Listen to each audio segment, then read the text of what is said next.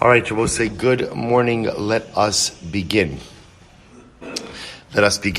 Begin by thanking our sponsors for this morning. Sure to thank our Talmud Torah sponsors for the month of Av, Max and Brenda Lapkovsky, in honor of Yitzchak Meir's upcoming bar mitzvah.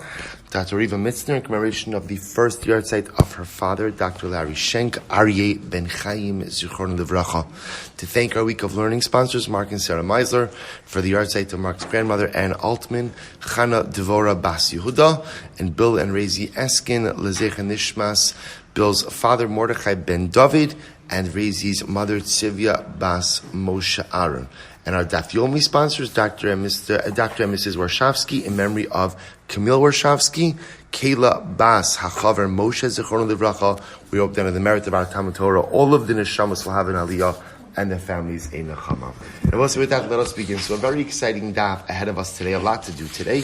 Today's daf is daf Ches. We are picking up on daf Zayin Amud Beis. We actually have a lot to do on Zayin Amud Beis as well. So we actually left off kind of by Abaye, which is pretty much like in the middle of Zayin Amud Beis, but it'll move quickly. Amir Hashem. Amr Abaye. If you see Tosas Sichech, if you go across from Tosas Sichech in the Gemara about 4 lines up from that, so the Gemara says Amr Abaye. So Amr Abaye, Rabbi Yoshia, Rabbi Huda, Rabbi Shimon, Rabbi Gamliel, Rabbi Shammai, Rabbi Eliezer, V'achirim, Kulam Svir Lehu, Succah Diras Arai Ba'ina. So, both interestingly enough, the Gemara quotes over here as follows. The Gemara says, Abaye says, all of these particular opinions require that Succah be a Diras Arai. Now, both say, no, Diras Keva, Diras Keva. Now, both, and I remember again, at first glance, this statement seems incredibly strange because the entire essence of Succah is a Diras Arai. Say, Midiras Keva, leave your permanent dwelling and enter into your diras arai, enter into your impermanent dwelling. Now, what Abaye is pointing out over here is as follows. And I said this is a little bit of the strange dialectic in Succah. Succah, on one hand, is diras arai, it's an impermanent dwelling. But what Abaye is saying is it also has to be, or these opinions hold, it also has to be a bias. It has to be, right? Succah becomes your home for 7 days. Well, in order for the Succah to become your home for 7 days, at the end of the day, there has to be some degree of permanence associated with it. So all of these opinions hold that halacha l'maisa, the Succah must have some degree of permanence. So let's go through them. The Gemara says as follows. Rebbe, where do we see the opinion of Rebbe? Disanya, Rebbe Omer, kol Succah she'in ba arba amos al arba amos psula. Rebbe holds any Succah that doesn't have daled by daled. It's got to be daled amos by daled amos. So we'll say, so remember again, why daled amos by daled amos? Remember again, go back for a moment to our daf a few days ago. We saw the minimum dimensions of a home, of a bayis, are daled by daled, right? For example, again, if you have a home that is less than daled by daled, remember again, it's not chayiv in mezuzah. So you see that the minimum dimensions of a bayis, of a home, are daled by daled. Rabbi Yoshia Hadam, Rabbi Yoshia Bosei, is what we said above. Rabbi Yoshia said that not only does the schach have to provide shade, but the walls have to provide shade as well. Rabbi Yehuda, what does Rabbi Yehuda say? Disnan, Sukkah shigavola mal mechaf amma psula. Going back to our first Mishnah, the Rabbanan said that a Sukkah that's 12 and 20 amas is possible. Now, we'll say, remember, for a variety of different reasons, Rabbi Yehuda machsh. Rabbi Yehuda says that it's kosher. The Gemara's understanding Rabbi Yehuda's willingness to say that it's kosher is because Rabbi Yehuda holds that the Sukkah needs to be a diras keva. One of the opinions, I will say, that the reason that a Sukkah l'mala me'esrim amma is going to be possible is why? Because that's called a diras keva. Rabbi Yehuda says, no problem. A Sukkah can be a diras keva, a permanent dwelling. Rabbi Shimon desanyek beis kil chasan v'gimel afilu tefach. Rabbi Shimon omer gimel kil chasan v'dalad afilu tefach. What's Rabbi Shimon in yesterday's daf? Rabbi Shimon says a Sukkah needs 4 walls. 4 walls. 3 regular walls, and the 4th wall only has to be a tefach. The fact that he requires a 4th wall is why the Gemara understands why, in order to go ahead and be a diras keva. Rabbi Gamliel, what did Rabbi Gamliel say? Disanya, ha'oses sukkasa b'rosh ha'agala o b'rosh ha'sfina. What if one goes in and makes their sukkah on a wagon? On a wagon.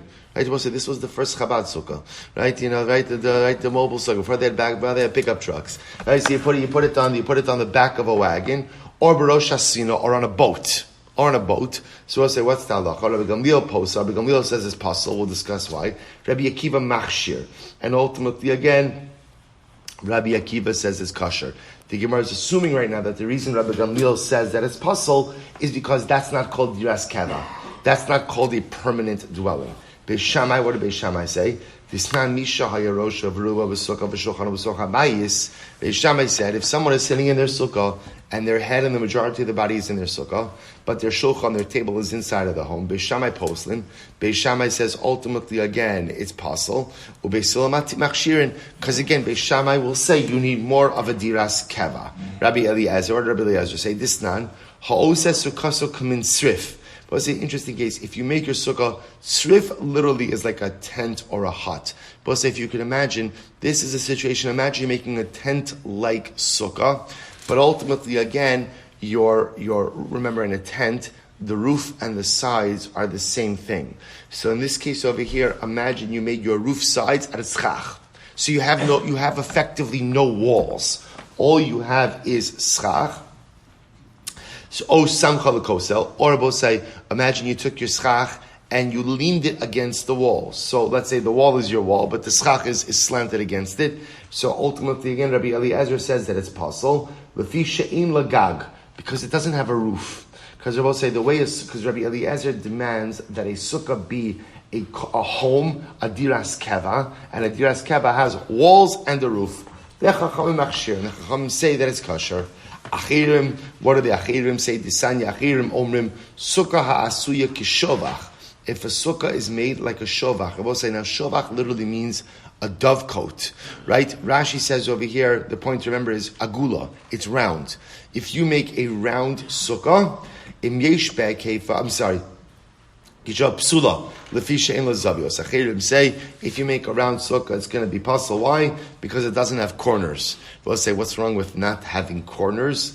Ultimately, again, because again, the Achirim will say, that does not resemble a diras keva, right? That does not resemble, ultimately, again, that does not resemble a more permanent structure. So the common denominator amongst all of these opinions that are quoted is that, I want to be clear, everyone agrees that the essence of a sukkah is a diras arai, is a temporary, impermanent dwelling. That's what everyone agrees. But at the end of the day, what these particular opinions hold is that there must be diras arai, an impermanent dwelling. What they all agree, however, is there must be some element of keva. There must be some element of permanence, because remember, the whole essence of sukkah is that the diras arai becomes my home, right? The temporary dwelling becomes my permanent dwelling for 7 days. So in order to reflect that, even the diras arai has to have some element of keva. Good, that's the opinion. I will say, now it happens to be, we're gonna see this, because we'll see all of these cases in greater depth. We accept this premise to a certain degree, right? So that's why, for example, there are certain parts of the sukkah, we'll discuss about, a wall that could stand up to a ruach mitzuya, right? A wall that could stand up to just a regular wind. Or a mechitza she'en agedim bokimbo. Or you can't have, breaches in a wall so big that an animal could run through it. We will have these kind of ideas. So sukkah represents this interesting dialectic that on one hand it's clearly diras arai, temporary dwelling, but yet in order to make it your home, it has to have certain keva qualities. What type of keva qualities? How many keva qualities? That's the subject of machlokes. So we'll say, now that the Gemara brought up this case, of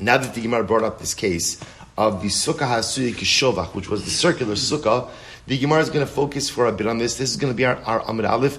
We're going to go through this sugya relatively quickly, because we're going to see at the end of the day, the Gemara is going to talk about a number of mathematical equations, but the conclusion of the Gemara, not to give it away, is that the equations, right, or the formulas don't really seem to add up. That's going to be the conclusion. So because it's the advantage of preparing the shir ahead of time. Right? So because they don't fully add up, we'll kind of just run through it a little bit, get a flavor for it. So the Gemara says as follows: Amar Rabbi Yochanan, Succah hasuya kivshan. What if you have a sukkah that's made like a kivshan? I was saying a kivshan literally means a furnace. Now, if you look at Rashi says, Agula de lesle ka'achirim. Ultimately, again, it's a circle. It's a circle sukkah. And Rashi just points out, this clearly does not reflect the view of the achirim, because the achirim just said before that what? That a sukkah that's done that doesn't have corners is possible. Okay, assuming we don't accept that opinion, you make a circular sukkah. So what say? So now the shaila is, how big does a circular sukkah have to be? Rabbi Yochanan says, Sukkah asiyik kivshon, im yishpeh keifa kedei leishev b'achav daled b'nei adam kshera. If at the end of the day, it's large enough that you could seat 24 people in the circumference of the sukkah, then the sukkah is kosher. Ve'im lav, and if not, psula. So that's the shear for a circular sukkah, seating 24 people in the circumference of the sukkah. So Kiman, I will say now, whose opinion does that reflect? Kirebi. It must be Rebbe, because what did Rebbe hold? Da Amar kol sukkah she'in ba'arba amos l'arba amos psula. Because Rebbe held that a sukkah has to be dalet amos by dalet amos. Let's analyze this. Michti gavra ba'amsi yasir. We'll say, how much space does a person occupy when they sit? Let's assume an amma. A person occupies an amma of space when they sit, and therefore again, kol sheyesh be'keifan shlosha tfachim yesh bo rochav tefach. Rabbi say we assume that 3 tfachim in circumference represents 1 tefach in diameter. But if that's the case, b'treis sagi, then you don't need a sukkah that seats 24 people. All you need is a sukkah that seats 12 people. To which the Gemara says, top of Chesam Adalif, Hani mili bi'igula. That's true in a circle. Aval beribua, but I will say when you're talking about a square, bayitfei, you're going to require more space. You're going to see, because obviously, what does the square have over the circle? The corners. We're going to discuss this. Michti, kamer meruba yoser ala igol. How much larger is the circle? How much larger is the square than the circle? Revia. 1/4. We assume that a square will always be 1/4 larger than the circle. We're going to discuss. Rabbi say this is all going to have to do with how you're drawing everything, right? Are you drawing the circle in the square, or are you drawing ultimately again the square in the circle? Okay, but we'll see this. So how much larger generally do we assume the square is than the circle? So revia, ultimately again 1/4 larger. Well, once again, b'shisar sagi. Then Abba say still the requisite shear should be 16 amos. Hanimili bi'igul dinafik migoribu, as we just mentioned before. This is true when what? When ultimately you're drawing the circle inside of the square. So we'll say you have 2 pictures over here, right? Do you have pictures in the Gemara also? Good. So hanimili bi'igul dinafik migoribu. That's true when you're drawing the circle inside of the square. Aval ribua dinafik migoigula. But Abba say ultimately if you're drawing the square within the circle, bayitfei, then of course also you're going to need even a greater circumference or a greater diameter in order to accommodate that. To which the Gemara says, Mishum Morsha de Karnasa, because obviously if you're drawing the circle, it's the square inside of the circle, you have the corners as well. So let's analyze. Michti, Kol Amsa Biribua, Amsa Utre Chumsha, Ba'alach Suna. So let's analyze this. I will say, any amma of circumference, ultimately, again, is going to be an amma and 2/5 in the alachson, in the diameter. If that's the case, then again, I will say the shear for the circular sukkah, b'shivsar nechichumsha sagya, ultimately, again, it should be 17 amas minus a bit, or minus a 1/5. So the Gemara says, lo dak. That's okay. When he said the shear of 16 amas before, he just wasn't being exact. The shear is really 17 amas minus a bit, and he just wasn't being so exact. So the Gemara says, 1 second. Imar da'armina lo dak purta. When we see that someone is not particular with the shear, that's fine if they're a little bit off.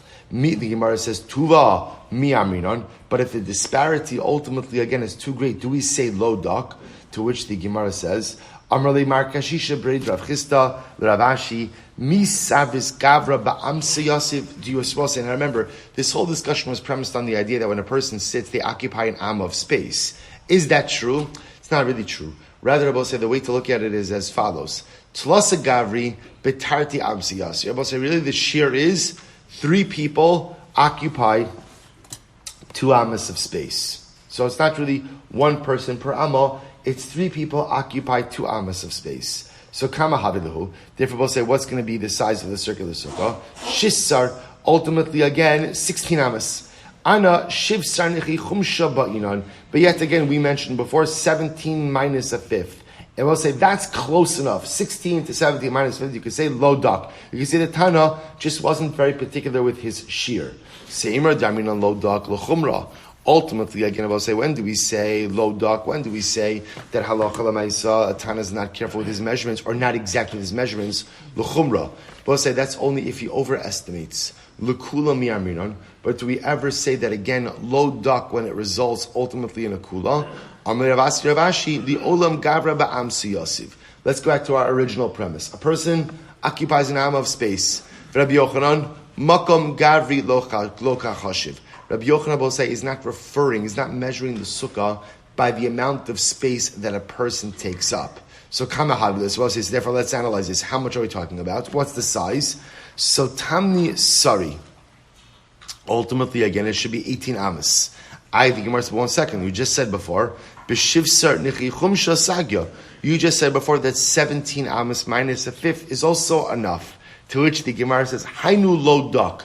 That's what it means when we say that the Tana was not exact with his measurement. Ulu chumra lo dak. So I'll say the true measurement is going to be a sukkah with an 18 amma circumference.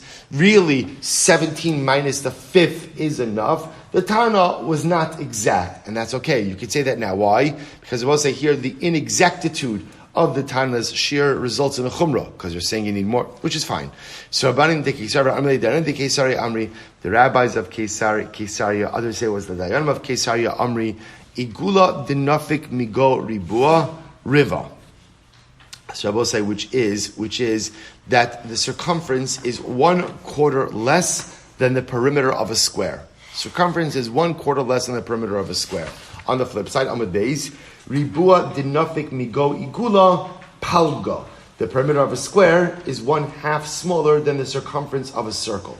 To which the Gemara says, those shiurim don't work. Velohi, the kachazinon, the law havi kulihai. And Abba said, the Gemara says, we see that it's not true. The measurements do not add up. Okay, so we'll say, so bottom line, what's the takeaway from the sukkah? So we'll say, so first of all, you should know, halacha l'maisa, we paskin that a circular sukkah is kosher. A circular sukkah is kosher. In other words, but remember again, to make this very simple, you could build a circular sukkah, but l'maisa, at the end of the day, the circular sukkah must conform to the minimum dimensions of sukkah. What's the minimum dimensions of sukkah? 7 by 7, 7 tvachim by 7 tvachim, rosho, rubo, v'shulchano. So as long as at the end, so essentially, now again, that is true, that is a square measurement. So as long as that square measurement is fit into a circular sukkah, Shulchan Aruch paskins halacha l'maisa, that's kosher. So the shear doesn't change. The shear is the shear. Zayin al zayin. Whatever shape you want to make it in, you can make it in. But I will say, but at the end of the day, we paskin against the achirim, because the achirim said in previous Gemara that you cannot make a circular sukkah. We paskin that halacha l'maisa, you can make a circular sukkah as long as it conforms to the shiurim of zayin al zayin. Incredible. Bose, let's go weiter. Rabbi Levi, Mishra Meir. Bose, very fascinating sugya ahead of us now. So Rabbi Levi said, name Rabbi Meir.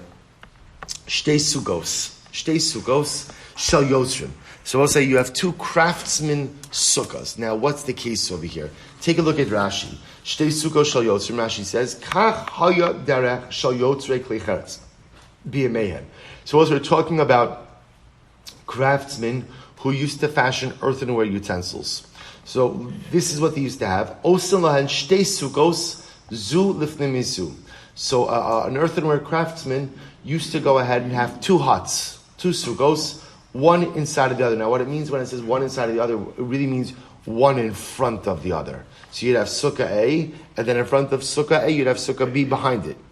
Now watch this. So bepnimis hudar umatznia kederosav. So we'll say in the inner sukkah, that would be his domicile sukkah.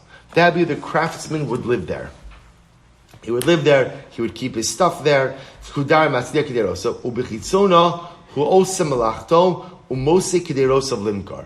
So we'll say the outer sukkah, we'll call it the front sukkah. That was his shop, right? That's where he would produce his wares, and that is where he would also go ahead and sell his wares. So production and sale would take place in the outer hut, and he would live in the inner hut. Okay? So we'll say, let's go back to the Gemara. So I'm Rabbi Yitzchak Meir. Shtei sukkah shel yotzim.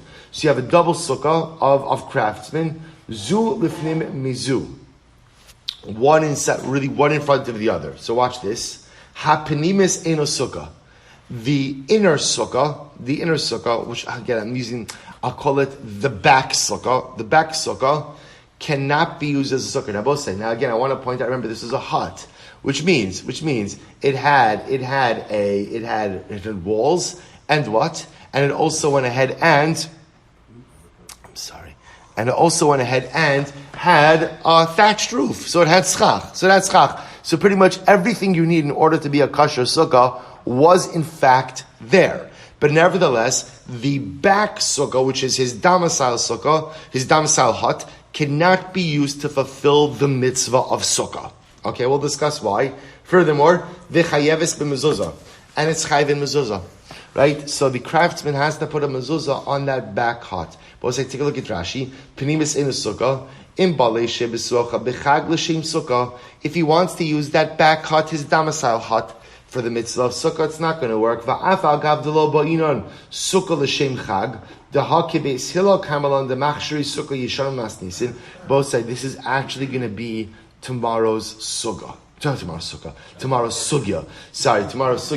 This is actually tomorrow's topic. This is actually, you can see, it's the Mishnah on Tesam Mandal, Sukkah Yeshana, about the fact that you could actually use a sukkah that wasn't built for the purpose of sukkah, for the mitzvah of sukkah, right? Which is a very interesting idea. So again, the Gemara is getting ahead of itself a little bit. So if I don't need a sukkah that's made l'shem sukkah, then why can't the craftsman use his back huts for the mitzvah of sukkah? Hacha eno sukkah, Rashi says, de lo minkar a milsa de l'shem sukkahu. Because hudarbo the hakol yemos hashana dayer hasam v'rov tashishu v'sudas hashana hasham. So the Gemara says like this. Do you know why the craftsman can't use the back sukkah? You know why I can't use the back sukkah, his domicile sukkah? Because it's not going to be apparent that he's fulfilling the mitzvah of sukkah.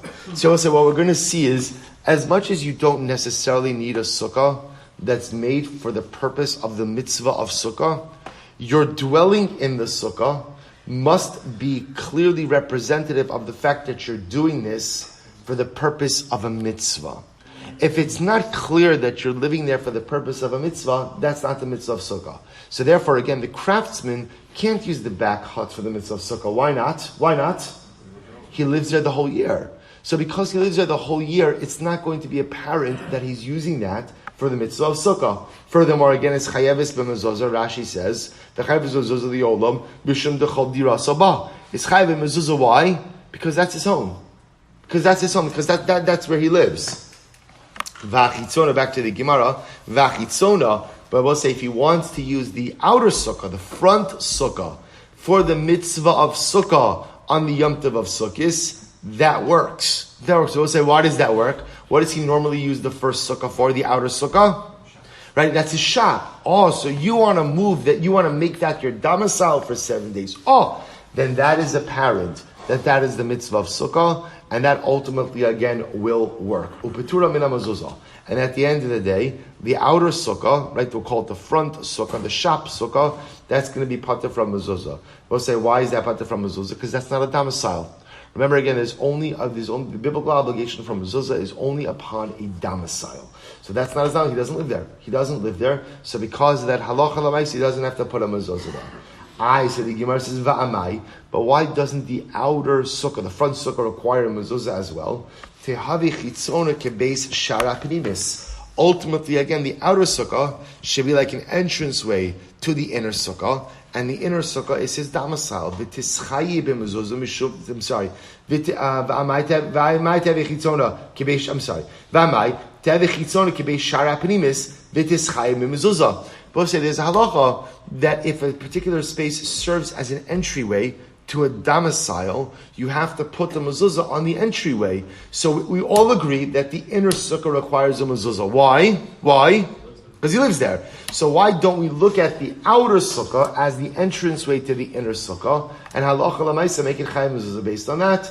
To which the Gemara says mishum delo kavia, because at the end of the day, It's not kavua. It's not established. Also, what does that mean? Take a look at Rashi. First, why lo kavia? Lo lezu v'lo lezu davar kavua. Ve'ena penimis chashuva lios lakebeshar. Because we'll say at the end of the day, these are huts. And because they're huts, they're not totally kavua. They're not totally established. And because they're not established, that outer hut could be moved at any time.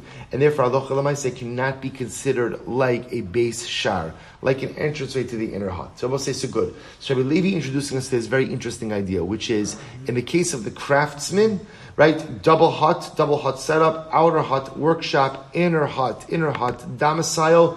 The inner hut is chay b'mezuzah, right, cannot be used as sukkah, because we'll say what we begin to see from here. So you begin to see, by the way, we're picking up like a number of nuanced details by Sukkah.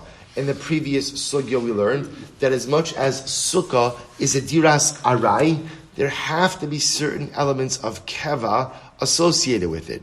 Now we're beginning to see that as much as you don't need a sukkah l'shem, you don't need to build a sukkah l'shem sukkah. That'll be tomorrow's sugya. But your dwelling in the sukkah must be clear, must clearly represent that you're doing this for the sake of the mitzvah of sukkah.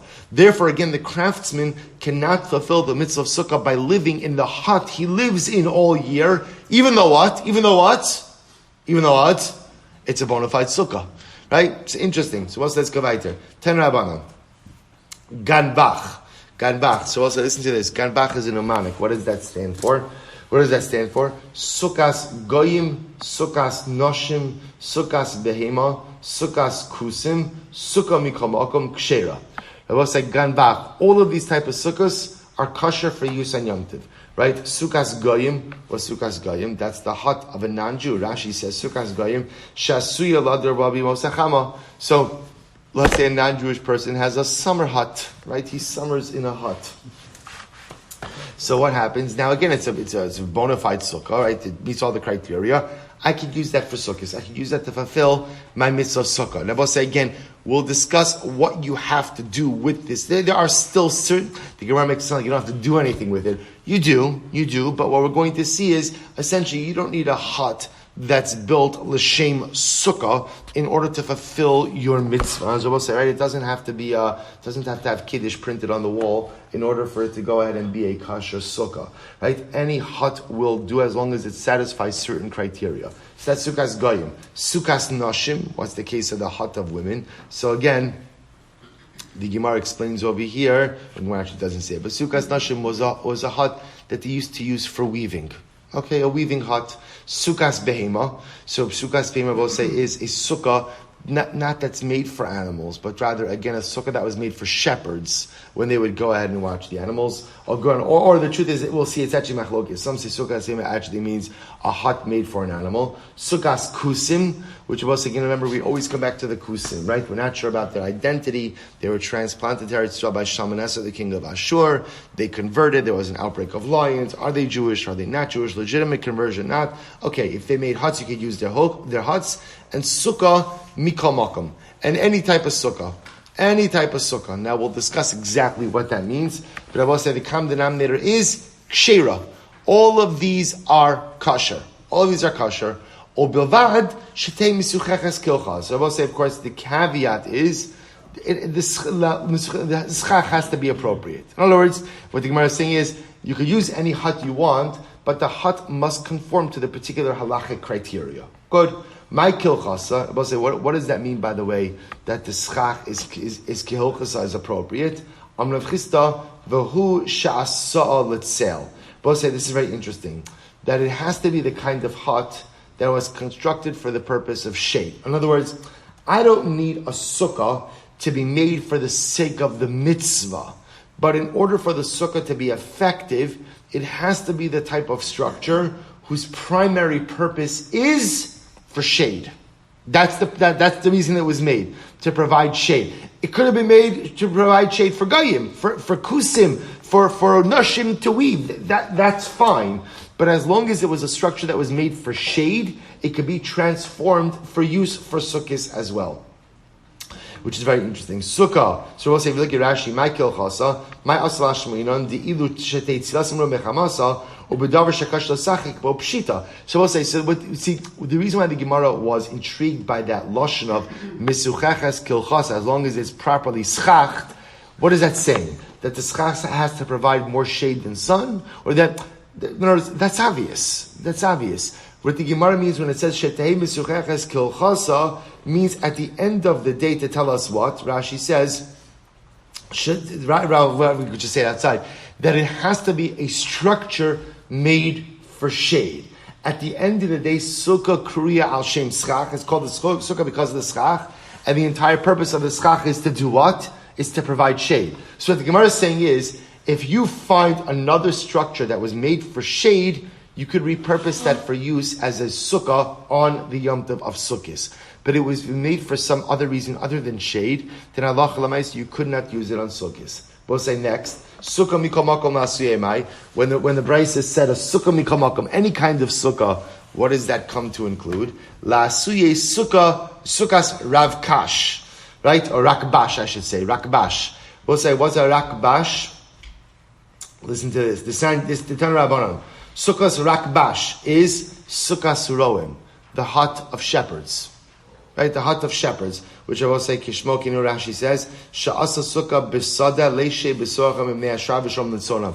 When the shepherd is watching his flock, he makes a little hut in order to provide some shade, right? Protection from the sun and from the elements. Sukkahs Kayatzim, right? So we'll say Kayatzim. Interestingly enough, Kayatzim is the person who watches the figs. Where was it? In other words, they would dry figs. How do you dry figs? You spread them out on the ground and you watch them dry. So there's a guy whose job it is to watch the figs. We'll say, you ever have a day where you say, I really want to be the fig watchman, right? One of those days, that some days that looks like a dream job, right? I'm just going to sit in the field, work on my tan, right? And go build a hut, right? A little fridge in there and just watch the dates dry. As it says the Gemara says, Sukkahs Borginen. So Sukkahs Borginen is a hut. Rashi says, Shomrei Ha'ir v'kulim Yisraelim. We'll say, so interestingly enough, what's the difference between the Rakbash and the Ganbach is that the Rakbash refers to huts owned by Jews. They were made by Jews, owned by Jews, right? So Jewish shepherds, or ultimately again Jewish fig watchers, or Borgin, I will say, are like security tents, right? The people who would guard the city, guard tents, Sukkahs Borgin, Sukkah Shomrei Peros, or in general again someone else, let's say guarding a field, right? Literally watching the fruit, guarding the field. So they would make these huts Sukkah Mikol Makom, or any kind of Sukkah, Kshera. Ultimately, again, is going to be kasher. As long as, now we'll say, going back to what we said before, misucheches kilchasa is going to mean what? Halacha l'maisa, made for the sake of what? Shade. Good. So my kilchasa, Bose says, what does that mean, kilchasa? Amrav Chisda, v'hu sha'asa l'tzel. It was made for shade. Others will say, again, I don't need the sukkah made for the mitzvah of sukkah. What I need it made for is shade. Once it's made for shade, then I have the ability to transform it for use, but not really doing all that much actually, for sukkahs, the end of sukkahs. So the Gemara says, Mikol makom la'asuye mai. When it says Mikol makom, any type of sukkah, what does that come to include? So the Gemara says, la'asuye sukkahs ganbach. That comes to include the sukkah of ganbach. So now, interestingly enough, we have two different brises over here, two different opinions. The first price indicates to us that you could go ahead and use a sukkah's ganbach. So remember the mnemonic, right? Ganbach, gimel goyim, nun nashim, beis. What was beis? Behema. Thank you. And chaf kusim.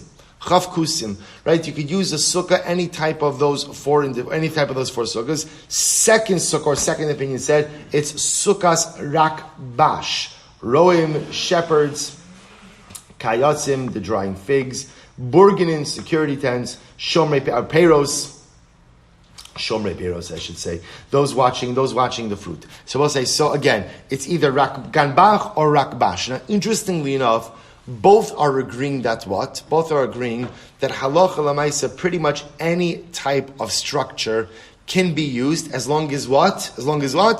It was made for the sake of providing shade. So we'll say, so now let's just analyze this. So we'll say, here's what's interesting. The Ganbach group started with the statement of Sukkah's Ganbach is kosher, and we can also come to include a Sukkah's Rakbash. The Rakbash group said Rakbash Sukkahs are kosher, and we can also come to include Ganbach. So says the Gemara. Let's analyze this in just a little bit. So the Gemara says, Hai Tana de Ganbach. So we'll say the Tana of Ganbach, which was the first Tana, right? Goyim, Noshim, Behema, Kusim. So Hai Tana Ganbach, Alima le Ganbach. So we'll say he feels that the Ganbach Sukkahs are of greater, there's a stronger case to use Ganbach Sukkahs than there are to use Rakbash Sukkahs. Why is that? Listen to this. Mishum de Kavi. Because ultimately, going to say the common denominator amongst the Ganbach Sukkahs is that ultimately, again, they are Kavi, they're established. They were of a more permanent nature. Now, obviously, they're all huts, but of a more permanent nature, as opposed to what? As opposed to v'katana mikamokom lasui rakbash delokavi. And therefore we come to include the rakbash sukkahs, because the rakbash sukkahs ultimately, again, are a bit more of impermanent nature. So again, the first Tana will say the Ganbach sukkahs make more sense because they're more kavua, but we'll also include the Rakbash sukkahs that halacha l'maisa will also be kosher, even though they're a little bit less kavua. Look at Rashi. Sukkahs Rakbash, last Rashi in the daf. Delokavi, Pamim Roin Kanu, Pamim Roin Kan, Kishach Lesamira, V'chein Kayotzim, Kishayav Shuholkin Lahem V'sosan Sukkasan. So we'll say just the nature. The Ganbach Sukkahs more often just remain in place. The Rakbash Sukkahs, like again, you even just start with the first Gibel, Roin, shepherd's hut. Where do you put the shepherd's hut? Wherever you need to. In other words, wherever there's pasture, and where there's pasture, there's not going to be pasture later on. So by definition, the first Tana holds, I like the Ganbach Sukkahs better, which I will say is interesting, right? Because the Ganbach Sukkahs, the common denominator is, they belong to non-Jews. Whereas the Rakbash Sukkahs all belong to Jews. But the first Tana will say, we don't really care about ownership, or we care about the nature of the structure. So Ganbach is a little bit better because they're a bit more permanent. This segues back to the previous sugya before, that to have some element of keva is actually advantageous. The second, but nevertheless, even the Tana of Ganbach will still hold that what? That Rav Kash or Rakbash is kosher as well. The high Tana de Rakbash, and the Tana who held that I like the Rakbash sukkahs better, he says, Alima le Rakbash de b'nei chiyuvaninhu. Ultimately, you will say, why does the Tana of Rakbash like those? Because we'll say, who do the Rakbash sukkahs belong to? Jews. So you have a hut made for shade that was made and belongs to a Jew. So that Tana feels that's a little bit easier to repurpose such a hut like that to sukkah. Right? He likes the Jewish ownership piece more. So the Gemara says, the Tana mikomakom la'asuyei ganbach. But again, even that, the Tana of Rakbash will agree that we also come to include the validity of Ganbach Sukkos, Delav B'nei Chiyuvaninu. Even though, again, the Ganbach Sukkos ultimately, again, belong to non-Jews, nevertheless, since they were structures made for shade, they will be kosher as well. So we'll say, so an interesting machlokes, but at the end of the day, it turns out there's not really a machlokes.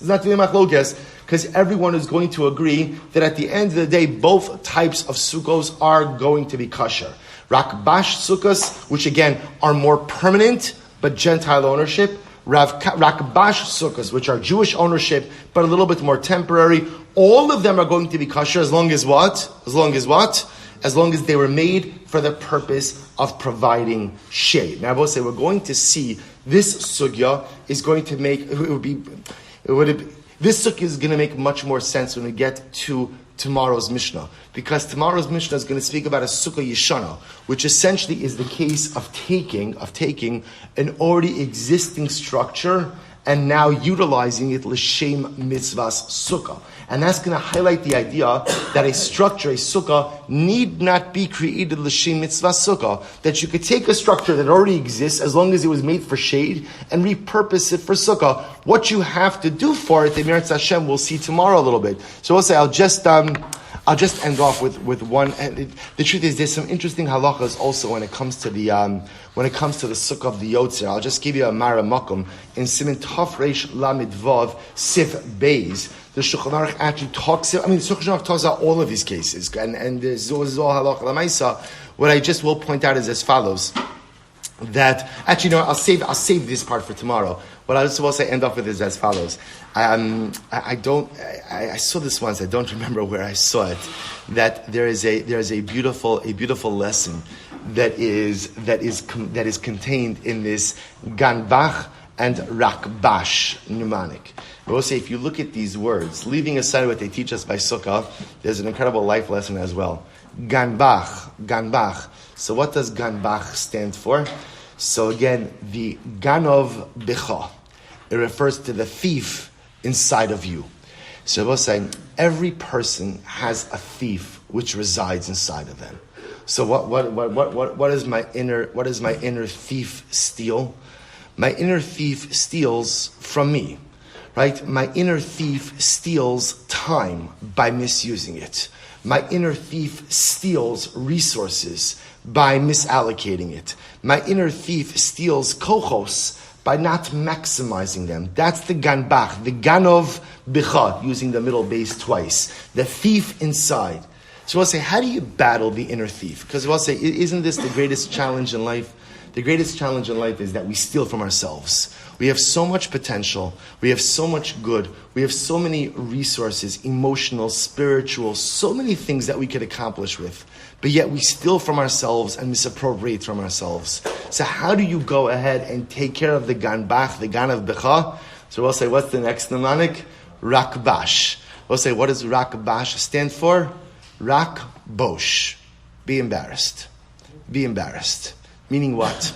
That a person sometimes has to take a step back in life and take inventory and look at everything that Hashem has given me. Everything that Hashem has given me.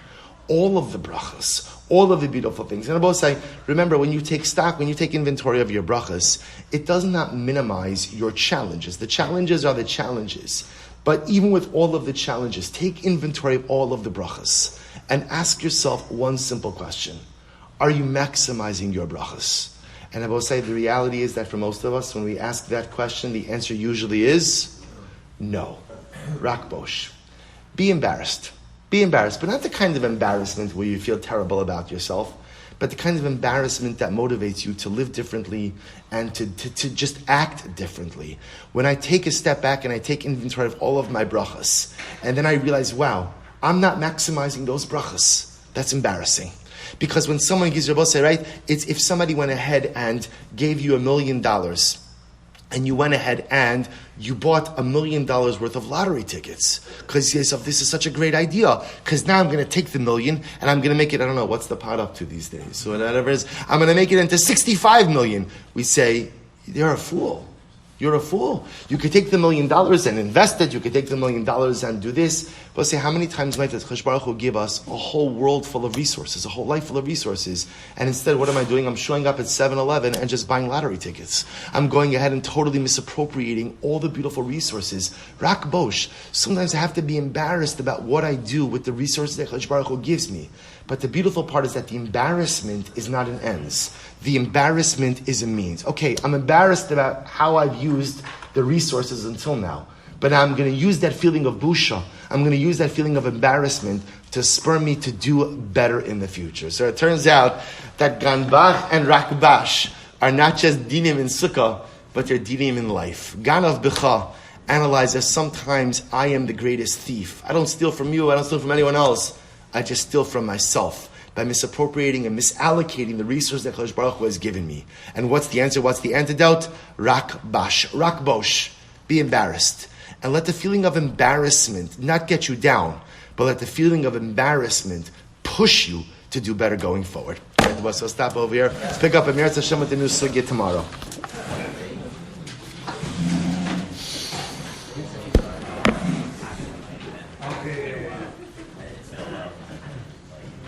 I wanted to mention earlier, we appreciate the Nimshon yesterday about the tax That's right. It's a good one, right? What about today? How does that fit in? How does fit into the idea that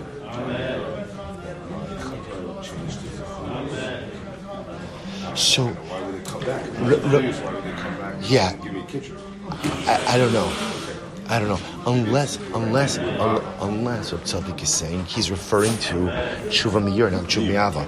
Maybe he doesn't say it. I don't know, but yeah. Yeah.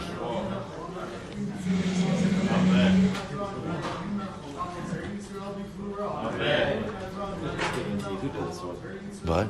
Could have given this for the man. Given to Yehuda. Oh, the man.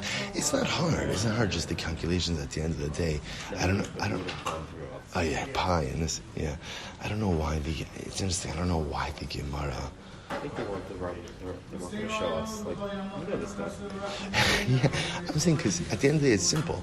Or it's just whatever the number of people is. It's a zayin bal zayin in the square. But. Right.